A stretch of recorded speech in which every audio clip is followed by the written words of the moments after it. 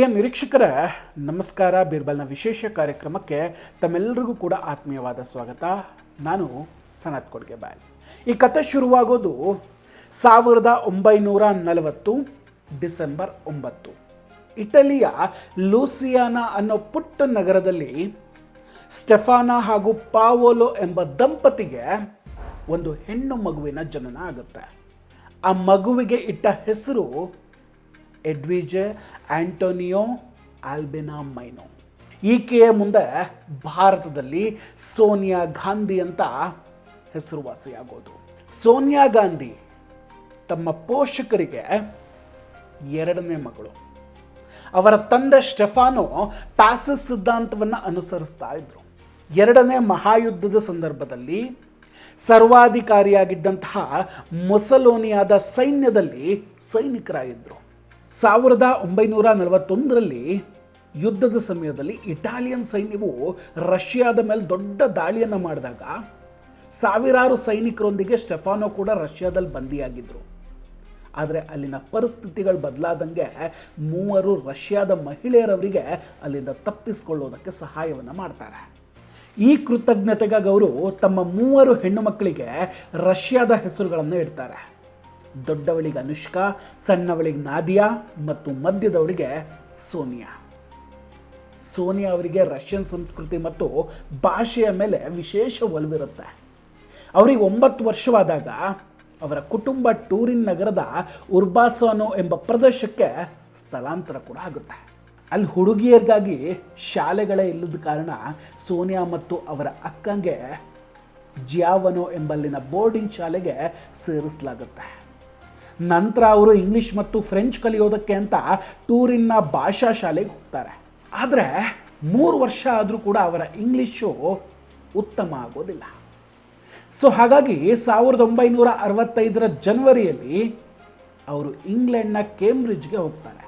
ಅಲ್ಲೇ ರಾಜೀವ್ ಗಾಂಧಿ ಅವರ ಭೇಟಿಯಾಗೋದು. ಕೇಂಬ್ರಿಡ್ಜ್ ಜೀವನ ಸೋನಿಯಾ ಅವರಿಗೆ ಸುಲಭ ಆಗಿರಲಿಲ್ಲ. ಅಲ್ಲಿನ ಊಟ, ಅದರಲ್ಲೂ ಮುಖ್ಯವಾಗಿ ಟೋಸ್ಟ್ ಮೇಲೆ ಬೇಯಿಸಿದಂತಹ ಎಲೆಕೋಸು ಅವರಿಗೆ ಇಷ್ಟವೇ ಆಗ್ತಾ ಇರಲಿಲ್ಲ. ಜೊತೆಗೆ ಸ್ನಾನಕ್ಕಾಗಿ ಹಣ ನೀಡಬೇಕಾದ ಪರಿಸ್ಥಿತಿ ಅವರನ್ನು ಕುಗ್ಗಿಸ್ಬಿಡುತ್ತೆ. ಆದರೆ ಇದೇ ಸಮಯದಲ್ಲಿ ಅವರ ಜೀವನದ ಮಹತ್ವದ ತಿರುವು ಕೂಡ ಎದುರಾಗುತ್ತೆ. ಅವರು ಭಾರತದ ರಾಜೀವ್ ಗಾಂಧಿ ಅವರನ್ನು ಭೇಟಿಯಾಗ್ತಾರೆ. ರಾಜೀವ್ ಅವರು ಟ್ರಿನಿಟಿ ಕಾಲೇಜ್ನಲ್ಲಿ ಮೆಕ್ಯಾನಿಕಲ್ ಇಂಜಿನಿಯರಿಂಗನ್ನು ಓದ್ತಾ ಇದ್ರು. ಅವರ ತಾತ ಜವಾಹರ್ಲಾಲ್ ನೆಹರು ಆಗ ಭಾರತದ ಪ್ರಧಾನಿಯಾಗಿದ್ದರು. ಜೊತೆಗೆ ತಾಯಿ ಇಂದಿರಾ ಗಾಂಧಿ ಕೇಂದ್ರದ ಸಚಿವರಾಗಿದ್ದರು. ಸೋನಿಯಾ ಹಾಗೂ ರಾಜೀವ್ ಅವರ ಮೊದಲ ಭೇಟಿಯಾಗಿದ್ದು ವರ್ಸಿಟಿ ಅನ್ನೋ ಗ್ರೀಕ್ ರೆಸ್ಟೋರೆಂಟ್ನಲ್ಲಿ. ರಾಜೀವ್ ಅವರ ಸೌಮ್ಯ ಸ್ವಭಾವ ಮತ್ತು ರೂಪವನ್ನು ಕಂಡಂತಹ ಸೋನಿಯಾ ಗಾಂಧಿ ಅವರು ಆಕರ್ಷಣೆಗೊಳಗಾಗ್ತಾರೆ. ನಂತರ ಇಬ್ಬರ ಡೇಟಿಂಗ್ ಕೂಡ ಆರಂಭ ಆಯಿತು. ರಾಜೀವ್ ಅವರು ತಮ್ಮ ತಾಯಿಗೆ ಬರೆಯುತ್ತಿದ್ದಂತಹ ಪತ್ರಗಳಲ್ಲಿ ಸೋನಿಯಾ ಬಗ್ಗೆ ಉಲ್ಲೇಖ ಕೂಡ ಮಾಡ್ತಾ ಇದ್ರಂತೆ. ರಾಜೀವ್ಗೆ ಫೋಟೋಗ್ರಫಿ ಅಂದರೆ ಬಹಳ ಇಷ್ಟ. ಹಾಗಾಗಿ ಸೋನಿಯಾ ಅವರೇ ರಾಜೀವ್ ಅವರ ಫೋಟೋಗಳ ಮುಖ್ಯ ವಸ್ತುವಾದರು. ರಾಜೀವ್ ಸೋನಿಯಾ ಅವರನ್ನು ತಮ್ಮ ತಾಯಿ ಇಂದಿರಾ ಗಾಂಧಿ ಅವರಿಗೆ ಪರಿಚಯಿಸೋದಕ್ಕೆ ತುಂಬ ಉತ್ಸುಕರಾಗಿದ್ದರು.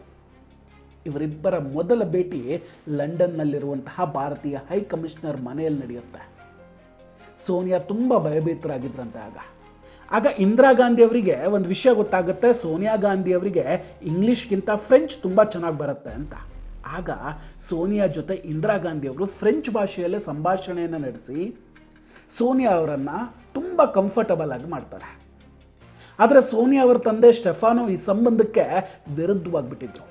ಕಾರಣ ಸೋನಿಯಾ ತಂದೆ ಒಬ್ಬ ಕ್ಯಾಥೋಲಿಕ್. 1966 ನವೆಂಬರಲ್ಲಿ ರಾಜೀವ್ ಅವರು ಸೋನಿಯಾ ಪೋಷಕರನ್ನು ಭೇಟಿಯಾಗೋದಕ್ಕೆ ಇಟಲಿಗೆ ಅಂತ ಹೋಗ್ತಾರೆ. ಅಲ್ಲಿ ರಾಜೀವ್ ಗಾಂಧಿ ಅವರ ನಡವಳಿಕೆಯನ್ನು ನೋಡಿದಂತಹ ಸೋನಿಯಾ ಪೋಷಕರಿಗೆ ತುಂಬ ಇಷ್ಟ ಆಗುತ್ತೆ. ಆದರೂ ಕೂಡ ಮಗಳನ್ನು ಭಾರತಕ್ಕೆ ಕಳಿಸೋದಕ್ಕೆ ಅವ್ರಿಗೆ ಸುತಾರಾಮ್ ಇಷ್ಟ ಇರಲಿಲ್ಲ. ಹೀಗಾಗಿ 1 ವರ್ಷ ನೀವು ಕಾಯಬೇಕು ಅಂತ ಹೇಳಿ ಇಬ್ಬರಿಗೂ ಕೂಡ ಒಂದು ಷರತ್ತನ್ನು ವಿಧಿಸ್ತಾರೆ. ಆ 1 ವರ್ಷ ಕಳೆದ ಮೇಲೂ ಕೂಡ ಇಬ್ಬರ ಮನಸ್ಸು ಬದಲಾಗದೇ ಇದ್ದರೆ ಆಗ ಮದುವೆ ಮಾಡ್ತೀವಿ ಹಿಂಗಂತ ಹೇಳ್ತಾರೆ.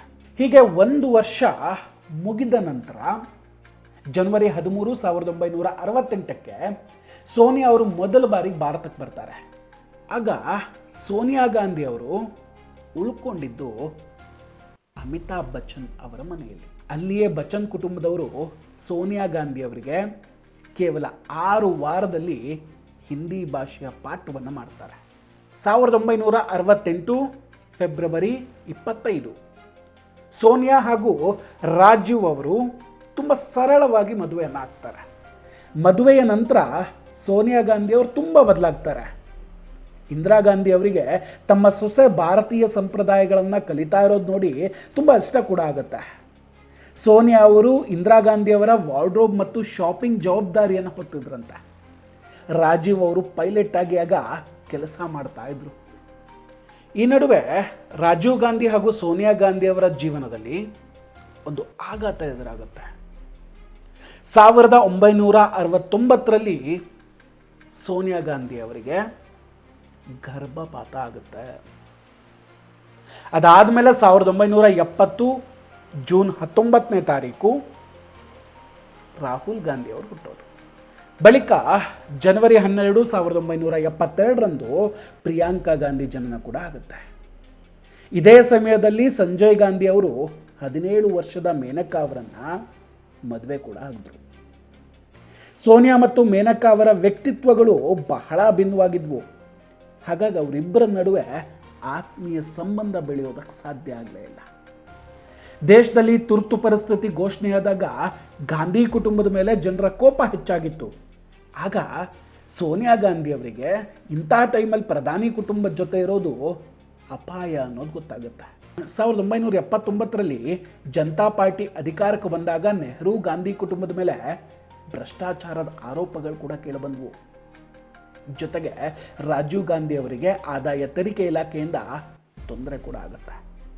ಈ ಎಲ್ಲದರ ನಡುವೆ ಮನೆಯ ಸಂಪೂರ್ಣ ಜವಾಬ್ದಾರಿಯನ್ನು ಹೊತ್ತುಕೊಂಡವರು ಸೋನಿಯಾ ಗಾಂಧಿ. 1980 ಜೂನ್ 23ನೇ ತಾರೀಕು ಸಂಜಯ್ ಗಾಂಧಿ ಅವರು ವಿಮಾನ ಅಪಘಾತದಲ್ಲಿ ಮರಣ ಹೊಂದ್ತಾರೆ. ಇಡೀ ಕುಟುಂಬಕ್ಕೆ ದೊಡ್ಡ ಆಘಾತ ಆಗುತ್ತೆ.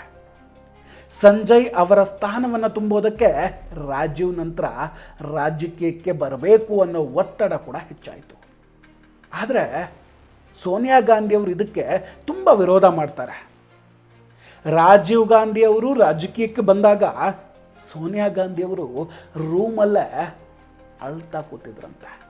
1981 ಮೇ ತಿಂಗಳಲ್ಲಿ ರಾಜೀವ್ ಗಾಂಧಿ ಅವರು ಅಧಿಕೃತವಾಗಿ ಕಾಂಗ್ರೆಸ್ ಅನ್ನು ಸೇರಿಕೊಳ್ತಾರೆ. ಸೋನಿಯಾ ಅವರು ರಾಜೀವ್ ಜೊತೆ ಹಳ್ಳಿಗಳಿಗೆ ಭೇಟಿ ನೀಡೋದಕ್ಕೆ ಆರಂಭ ಮಾಡ್ತಾರೆ. 1983ರ ಹೊತ್ತಿಗೆ ಸೋನಿಯಾ ಅವರು ಭಾರತದ ಪೌರತ್ವವನ್ನು ಕೂಡ ಪಡೆದುಕೊಳ್ತಾರೆ. ನಂತರ ಅಕ್ಟೋಬರ್ 31, 1984ಕ್ಕೆ ಇಂದಿರಾ ಗಾಂಧಿ ಅವರನ್ನು ಅವರದ್ದೇ ಅಂಗರಕ್ಷಕರು ಗುಂಡಿಕ್ಕಿಕೊಳ್ತಾರೆ. ಅವತ್ತು ಗುಂಡಿನ ಸದ್ದು ಕೇಳಿದಂತಹ ಸೋನಿಯಾ ಗಾಂಧಿ ಅವರು ನೈಟ್ ಗೌನ್ನಲ್ಲೇ ಓಡೋಡಿ ಬಂದಿದ್ದರು. ರಕ್ತಸಿಕ್ತವಾಗಿ ಬಿದ್ದಿದ್ದಂತಹ ಇಂದಿರಾ ಗಾಂಧಿ ಅವರನ್ನು ಆಸ್ಪತ್ರೆಗೆ ಕೊಂಡೊಯ್ಯುವಾಗ ತಮ್ಮ ಮಡಿಲಲ್ಲಿ ಅವರ ತಲೆಯನ್ನು ಇಟ್ಟುಕೊಂಡು ಕರೆದುಕೊಂಡು ಹೋಗಿದ್ರಂತೆ. ಇಂದಿರಾ ಗಾಂಧಿ ಅವರ ಸಾವಿನ ನಂತರ ರಾಜೀವ್ ಗಾಂಧಿ ಅವರು ಪ್ರಧಾನಿ ಆಗಬೇಕು ಅಂತ ತುಂಬ ರಾಜಕೀಯ ಮುಖಂಡರು ಕೇಳ್ಕೊಂಡಾಗ ಸೋನಿಯಾ ಗಾಂಧಿ ಅವರು ಬೇಡ ಅಂತ ರಾಜೀವ್ ಅವರನ್ನು ಬೇಡ್ಕೊಂಡ್ರು. ಆದರೂ ಇದು ನನ್ನ ಕರ್ತವ್ಯ ಅಂತ ಹೇಳಿ ರಾಜೀವ್ ಗಾಂಧಿ ಅವರು ಪ್ರಧಾನಿಯಾಗಿ ಪ್ರಮಾಣ ವಚನ ಸ್ವೀಕರಿಸಿದ್ರು. ರಾಜೀವ್ ಪ್ರಧಾನಿಯಾದ ನಂತರ ಸೋನಿಯಾ ಗಾಂಧಿ ಅವರ ಆತಂಕ ಇನ್ನಷ್ಟು ಹೆಚ್ಚಾಗುತ್ತೆ. 1986 ರಾಜ್ಘಾಟ್ನಲ್ಲಿ ಮತ್ತು 1987ರಲ್ಲಿ ಶ್ರೀಲಂಕಾದಲ್ಲಿ ರಾಜೀವ್ ಮೇಲೆ ದಾಳಿಗಳು ನಡೆದವು. ಸೋನಿಯಾ ಅವರು ರಾಜೀವ್ ಅವರ ಸುರಕ್ಷತೆ ಬಗ್ಗೆ ತುಂಬ ಕಾಳಜಿಯನ್ನು ಹೊಂದಿದ್ರು. ಜೊತೆಗೆ ಸಾರ್ವಜನಿಕವಾಗಿ ಯಾವಾಗಲೂ ಕೂಡ ಭಾರತೀಯ ಸಂಪ್ರದಾಯದಂತೆ ಸೀರೆಯಲ್ಲಿ ಕಾಣಿಸ್ಕೊಳ್ತಾ ಇದ್ರು. 1991 ಮೇ 21 ತಮಿಳುನಾಡಿನ ಶ್ರೀ ಪೆರಂಬದೂರಿನಲ್ಲಿ ಚುನಾವಣಾ ರ್ಯಾಲಿಯ ವೇಳೆ LTTE ಉಗ್ರರ ಆತ್ಮಹತ್ಯಾ ಬಾಂಬ್ ದಾಳಿಯಲ್ಲಿ ರಾಜೀವ್ ಗಾಂಧಿ ಅವರನ್ನು ಹತ್ಯೆ ಮಾಡಲಾಗುತ್ತೆ. ಸೋನಿಯಾ ಅವರ ಅತ್ಯಂತ ಕೆಟ್ಟ ಕನಸು ಈಗ ನನಸಾಗ್ಬಿಟ್ಟಿತ್ತು. ಅವರು ಯಾವ ವ್ಯಕ್ತಿಗಾಗಿ ಭಾರತಕ್ಕೆ ಬಂದಿದ್ರೋ ಆ ವ್ಯಕ್ತಿಯನ್ನೇ ಕಳೆದುಕೊಂಡ್ಬಿಟ್ಟಿದ್ರು. ಆ ಸಮಯದಲ್ಲಿ ಸೋನಿಯಾ ಗಾಂಧಿ ಅವರ ವಯಸ್ಸು ಕೇವಲ 44. ರಾಜೀವ್ ಗಾಂಧಿ ಅವರ ನಂತರ ಸೋನಿಯಾ ಗಾಂಧಿ ಅವರ ಬದುಕಿನಲ್ಲಿ ತುಂಬ ಬದಲಾವಣೆಗಳಾಗ್ತವೆ. ಹೊಸ ಅಧ್ಯಾಯವೇ ಶುರುವಾಗುತ್ತೆ. ವೀಕ್ಷಕರೇ, ಇದು ಸೋನಿಯಾ ಗಾಂಧಿ ಅವರ ಜೀವನದ ಮೊದಲ ಭಾಗ. ರಾಜಕೀಯವೇ ಬೇಡ ಅಂತ ದೂರ ಉಳಿದಿದ್ದಂತಹ ಸೋನಿಯಾ ಗಾಂಧಿ ಅವರು, ರಾಜಕೀಯದಿಂದ ಬೇಸತ್ತಿದ್ದಂತಹ ಸೋನಿಯಾ ಗಾಂಧಿ ಅವರು ನಂತರ ಮತ್ತೆ ಹೇಗೆ ರಾಜಕೀಯಕ್ಕೆ ಬಂದರು, ರಾಜಕೀಯದ ಯುಗ ಆರಂಭ ಆಗಿದ್ದು ಹೇಗೆ, ಈ ಕುತೂಹಲಕಾರಿ ಸ್ಟೋರಿಯನ್ನು ಮುಂದಿನ ವಿಡಿಯೋದಲ್ಲಿ ಹೇಳ್ತೀನಿ. ಅಲ್ಲಿವರೆಗೂ ನಮ್ಮ ಬೀರ್ಬಲ್ ಚಾನಲನ್ನು ನೋಡ್ತಾ ಇರಿ. ಇನ್ನೂ ಕೂಡ ನಮ್ಮ ಬೀರ್ಬಲ್ ಚಾನಲನ್ನು ಸಬ್ಸ್ಕ್ರೈಬ್ ಮಾಡಿಲ್ಲ ಅಂದರೆ ಈ ಕೂಡಲೇ ಸಬ್ಸ್ಕ್ರೈಬ್ ಮಾಡಿ ಹಾಗೂ ಬೆಲ್ ಐಕಾನನ್ನು ಕ್ಲಿಕ್ ಮಾಡಿ. ನಮಸ್ಕಾರ, ಟೇಕ್ ಕೇರ್, ಬಾಯ್ ಬಾಯ್. ಮತ್ತೆ ಭೇಟಿಯಾಗೋಣ. ಜೈ ಹಿಂದ್.